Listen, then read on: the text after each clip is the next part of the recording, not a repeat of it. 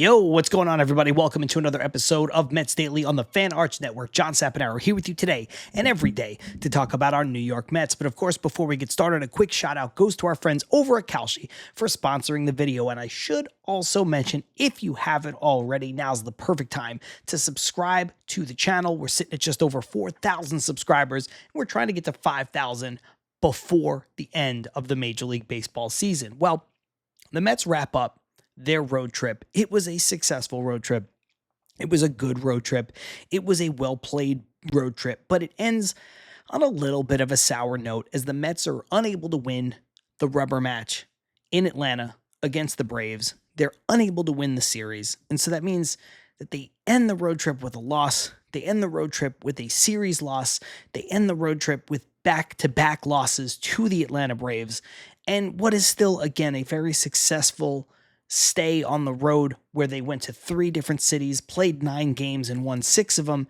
It just really would have felt better, even in a lost season, if you could have a 7-2 road trip instead of a 6-3 road trip. But again, we know that what the Mets are playing for is the future. What the Mets are playing for is beyond 2026. What the Mets are playing for is bigger than 2026. So this is not something we need to get all up in arms about.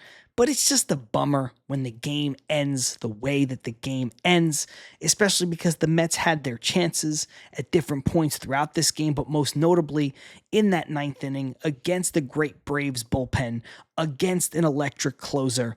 Bo Bichette hits a home run, you get a double, you get a couple guys on, you bring the tying run to the plate, not once, not twice, but 3 separate times, and you have some pretty bad at-bats. And again, the Mets show you why this season has gone the way that it's gone. The Mets show you why, despite the fact that they've won the season series with the Braves are just in a better class. They're just in a different level than the New York Mets, because when the moments have gotten biggest this year, again, and I understand that bearing on the 2026 season, this is not a huge moment, but in the particular game that we're talking about, it's a big moment. And when the moments get big in 2026, the Mets come up the smallest. When they pitch well, they don't hit. When they hit well, they don't pitch. When they were good in the starting rotation, they were bad in the bullpen, and vice versa. And that's been the story of this season. We know that. We've been here.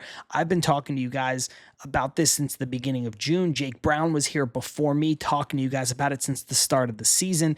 That has been the MO. But it just gets frustrating when you sit here and you have an opportunity. Listen, hitting a game-tying home run in the 9th off of an electric closer is phenomenal. That would be great. It would be exciting. But all you really got to do is keep the line moving. You've got nobody out. You've got the tying run up.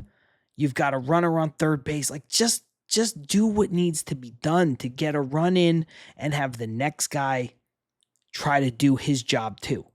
And instead, what you're left with is a bad at-bat, followed by a bad at-bat, followed by a bad at-bat.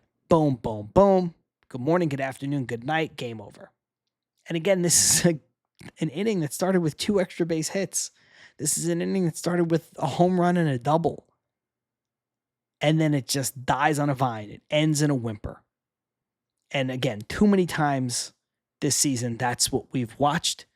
It's unfortunate, but I don't want to take anything away from, again, what was a very well-played road trip through 3 cities where the teams residing in them have better records than the Mets, 3 cities where the teams residing in them have been buyers at the deadline. They're teams that all have playoff aspirations or are actively sitting in playoff positions. And I've made my feelings clear on the Guardians. I think the the AL Central is a bit of a joke every year. And so you can call them a paper tiger. You can call them a not representative team. The Mets got Pittsburgh at the right time, and that's a team that doesn't really know how to win yet. And then the Mets go into Atlanta, and again, they take care of some business. They win the season series. That's great, but that's a very, very, very good team. And I would have liked to see them get to the 7-2 mark. I would have liked to see them push the envelope a little bit further. As I've talked about on this show, as I mentioned on this show yesterday, you got guys playing for the future. playing for their own futures at the start of their career, playing for their baseball lives at the end of their career, playing for their next job in the middle of their career, trying to salvage their career. And I threw the gauntlet down for all those folks. Go out and do it. Go out and do it. Go out and do it. And collectively for the Mets, I said, go out and do it. You beat the Braves in the season series, beat them in this series too.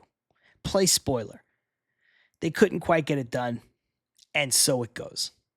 But we do need to talk about the starting pitcher in this game. One Zach Thornton, who, again, showed why he's just got makeup and pitchability that is bigger than stuff. Because Zach Thornton keeps getting lumped in by some Mets fans with Christian Scott and with Nolan McLean. And I've cautioned you, and other Mets creators have cautioned you to say, hey, look, remember, he's not on the same level as these prospects. He doesn't have the same stuff. He doesn't have the same cachet. He doesn't have the same ability.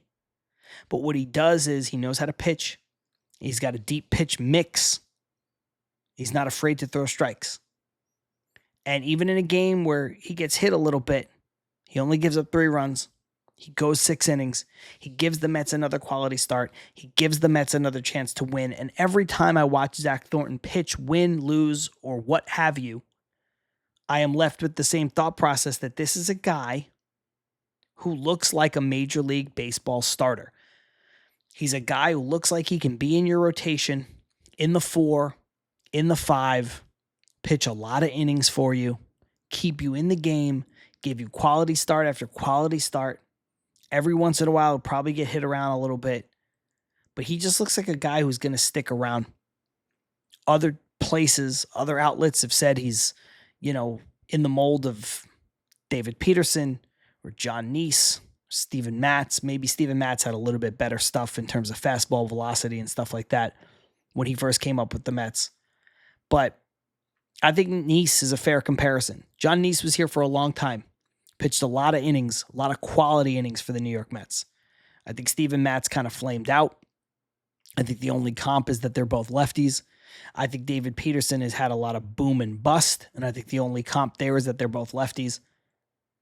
I think Zach Thornton does feel a little bit to me like the John Neese of the new version of the Mets. It's John Neese reincarnated. And again, if you go look at John Neese's numbers, this is not something that you can scoff at. John Neese was on some bad Mets teams, but he did a lot of good. And if John Neese wasn't forced to be the best pitching prospect in the organization, if John Neese wasn't forced to be at times the opening day starter, and he could have just been the 5th starter in your rotation, the way I think the Mets are setting Zach Thornton up to be, he would have been even more successful. But again, he did plenty of good things. So shout out to Zach Thornton, who continues to grow, who continues to show promise, who continues to give us all fans and the Mets organization confidence that he can be a part of this big league rotation coming up in 2027. Baseball season is here, and now you can trade every game on Kalshi, and you know what I do. Before I sit down to record this show, I hop on over to the Kalshi app, and I try to find some fun. I try to find some interesting. I try to find good value, and hopefully it can be all 3. And in a perfect world, it's all 3 that have to do with our New York Mets.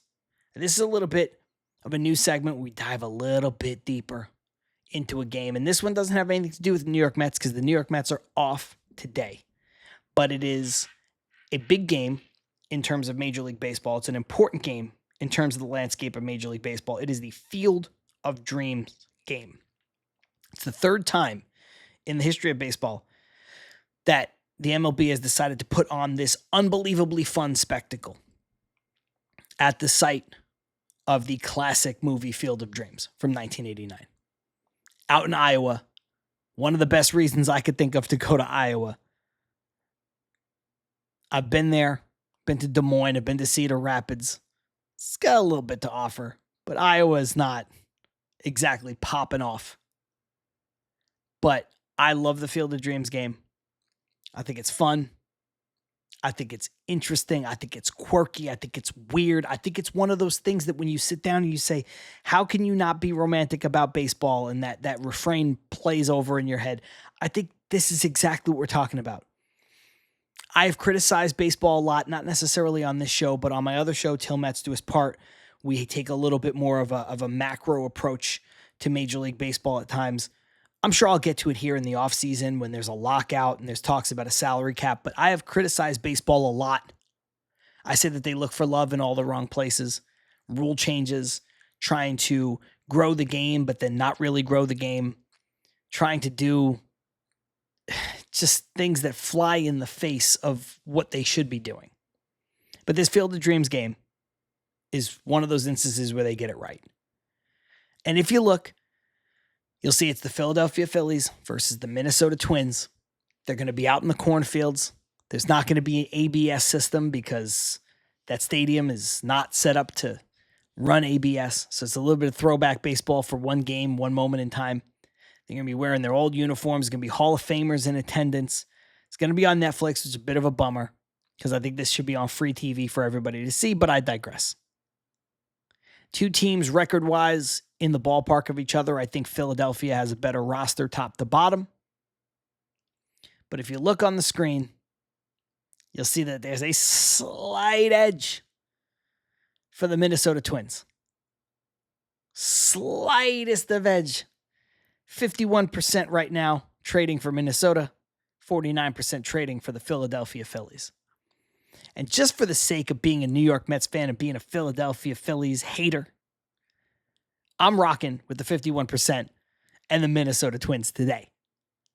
Also because the pitching matchup is Taj Bradley versus Aaron Nola. And Aaron Nola sucks. If you're a Mets fan, you know about Aaron Nola, lifelong Philly. And he hasn't been the same guy since he signed that contract to stay in Philadelphia. He seems to get worse and worse year over year, and I just don't have a lot of faith in him. I think Minnesota is going to put a few in the corn. So I like the value here. Minnesota trading at 51%, according to Kalshi. It means that $100 will get you $193. On Kalshi, you're trading against peers in a live market, meaning there is no house.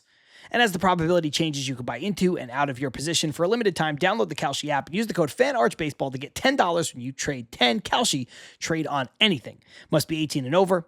Restrictions and eligibility requirements apply. Event contract trading involves risks and may not be suitable for all investors. Prices, values, and available markets may differ from those mentioned. For more information, see kalshi.com/regulatory.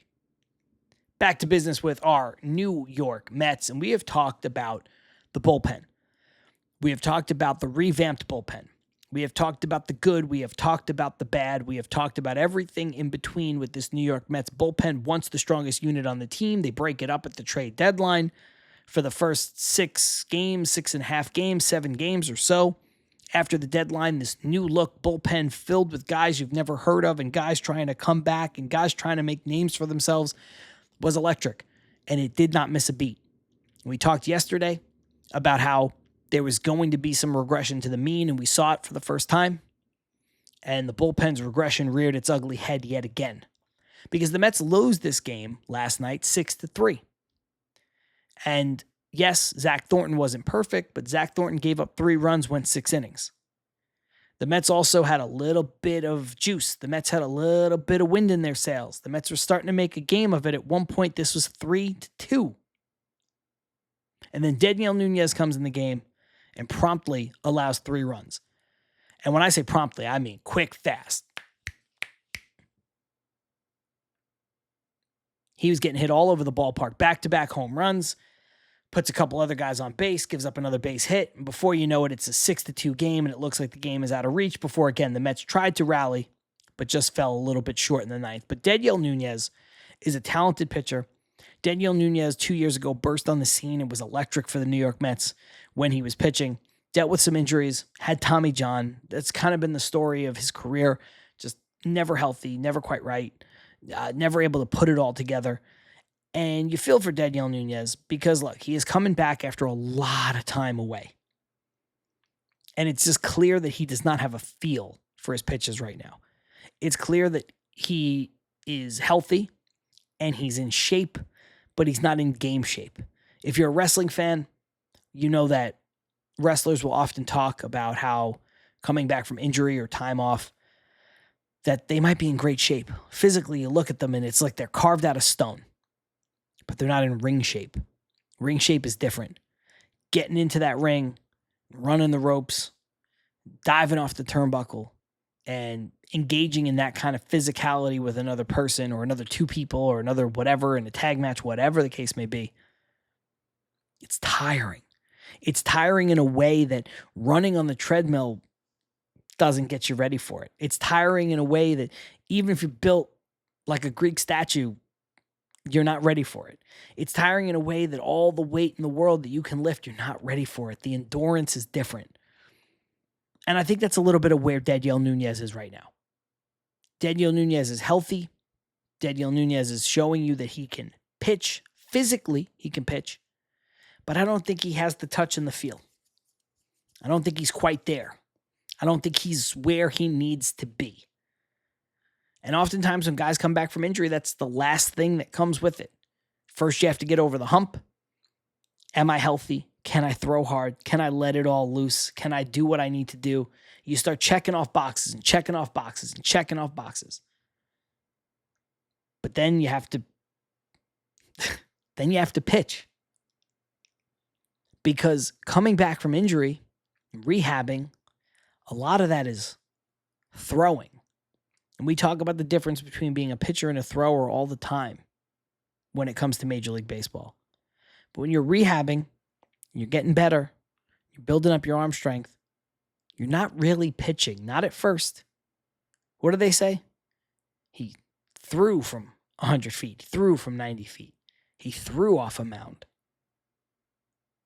And then you get into it, and then it's like, okay, now he's on a rehab assignment. Now he's pitching. And I just think right now Daniel Nunez is not in a place where he can pitch. Not really. Fortunately for him, he's not exactly thrown into the fire. I know the Mets are relying on him late in games because he's a late in games type of stuff player. But again, this season doesn't mean anything. So he can find it. He can work through it. And hopefully he stays healthy. Because if Daniel Nunez is healthy and he pitches to his potential, he's one of those guys that could be in the bullpen in 2027.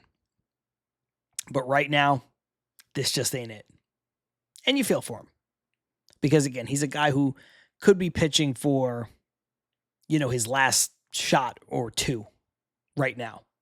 And so you want to see him healthy and you want to see him doing it to the best of his ability. And again, right now, I just don't think that he can. Last but not least, let's talk about Luis Robert Jr.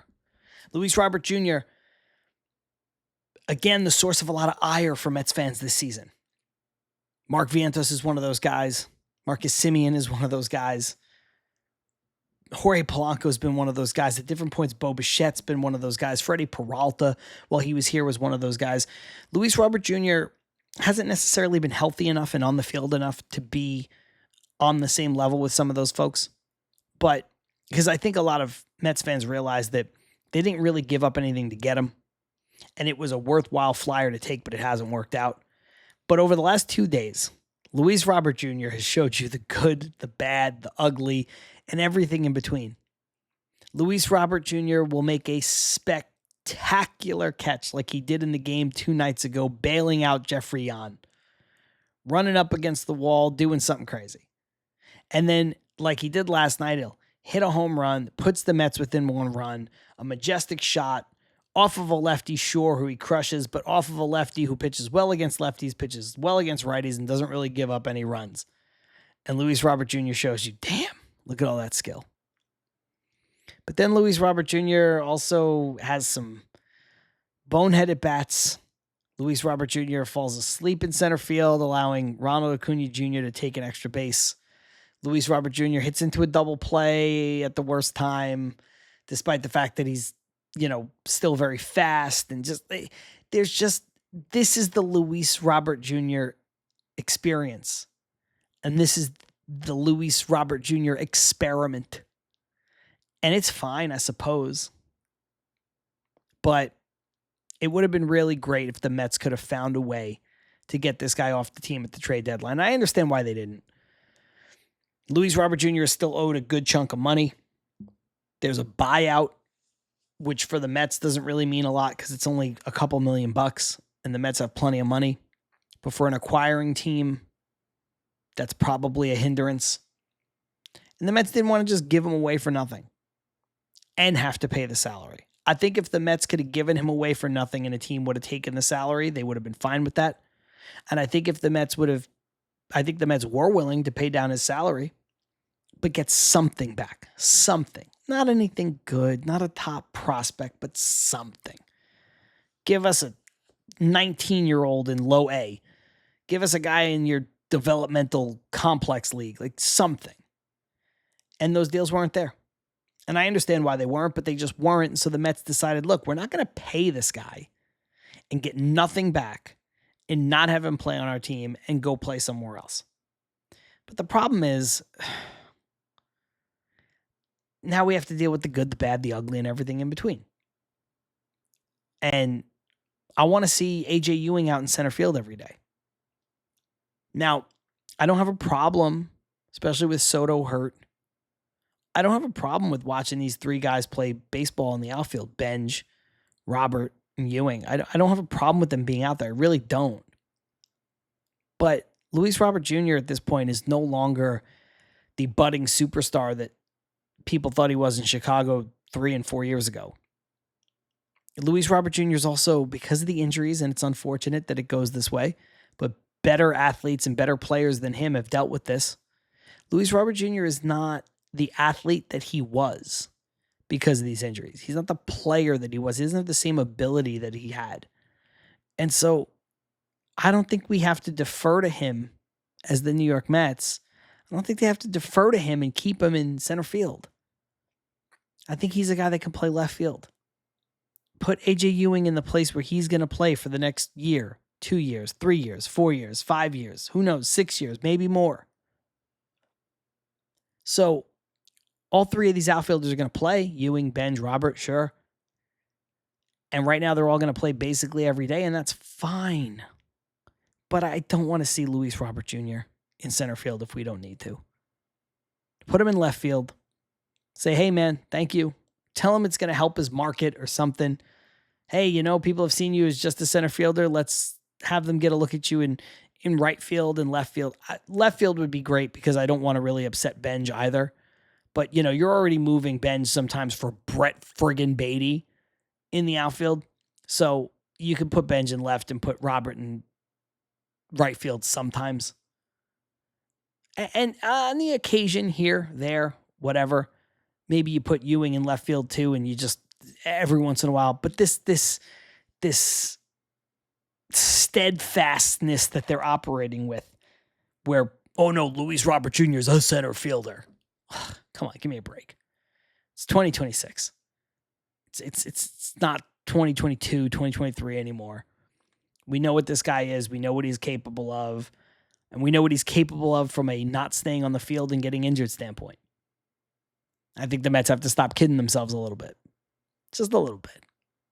That's going to do it for this edition of Mets Daily. Like I said before, if you haven't already, subscribe to the channel as we're sitting just over 4,000 subscribers.